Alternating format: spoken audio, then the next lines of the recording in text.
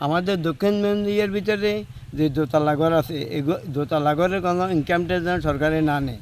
এই আশ্রয়কেন্দ্রে আমাদেরকে এই সহযোগিতা করতে পারে না, তারা আমাদেরকে যে সহযোগিতা খাপা দাবা চলা ফোতার যে সহযোগিতা করছে, আল্লাহ দরবারে এই শুকরিয়া আদায় করতে পারতাম না। পানি অনেক জায়গায় মানে মাথার উপর ছিল, অনেক জায়গায় কোমর, অনেক জায়গায় বুক পর্যন্ত। আপনি এই এলাকায় ছিলেন? হ্যাঁ, আমি ওই এলাকায় ছিলাম। কোথায় ছিলেন তখন পানির জন্য? আমি এলাকায় ছিলাম। আপনার বাড়িতে পানি উঠেছিল? পানি উঠেছে। আপনার বাড়িতে ছিলেন? বান- কোথায় বাড়িতে নিজ বাড়িতে ছিলাম, 3 দিন পর্যন্ত নিজ বাড়ি ছিলাম। এরপরে আপুর বাসায় চলে আসছি আর কি। চলে আসছেন? জি, কিভাবে আসছেন? ট্রলার কইরা, ট্রলারে? ফায়ার সার্ভিস ট্রলার কইরা। আচ্ছা, উদ্ধার কর্মী? জি, উদ্ধার কর্মী। ওরা নিয়ে গেছে।